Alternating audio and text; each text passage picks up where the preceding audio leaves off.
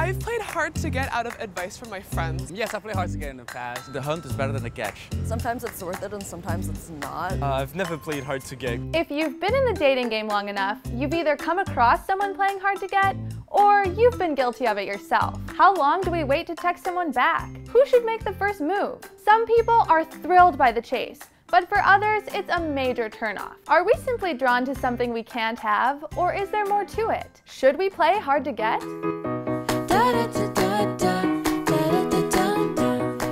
Playing hard to get is as old as dating itself, which actually isn't that old. Dating didn't really exist before marriage became a romantic endeavor. For a long time, marriage was more of an economic arrangement. Mainstream historical research tends to be heteronormative because LGBT acceptance and visibility are relatively recent.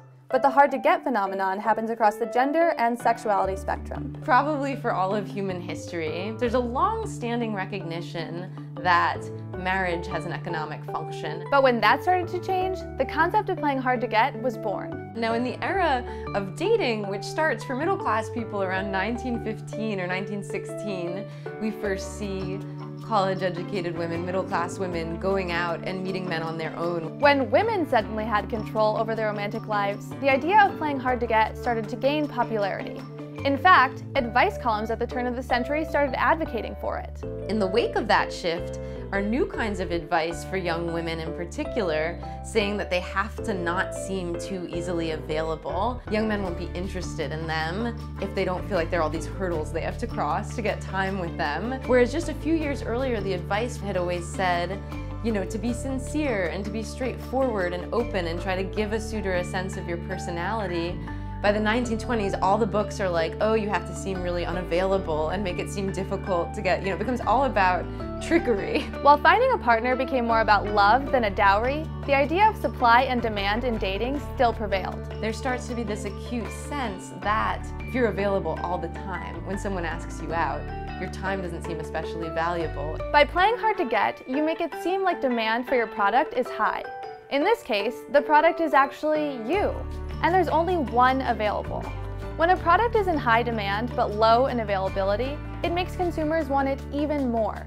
This is called the scarcity principle. Lack of alternatives, the lack of options definitely plays a role. So in a population where there's a smaller supply of people, a smaller supply of options, there's a greater chance you'll find a connection with one of those options. There's the principle called the paradox of choice. It basically says when the supply seems endless, then your chances of doubting what you really want are higher. And I think with a smaller population with less choice, on average, people tend to be happier. But just because you can play hard to get doesn't mean you should. If what you're looking for is a meaningful connection, playing hard to get may not accurately represent who you are.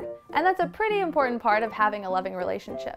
You run the risk of not being genuine or authentic with yourself. It's a defensive strategy where you're not letting yourself be vulnerable. And in order to have or develop intimacy in a close, loving relationship, vulnerability is a necessary condition. So anytime you're putting a defense up or a wall up where you're not allowing yourself to be vulnerable, I think that you're potentially blocking yourself from developing a true intimate relationship.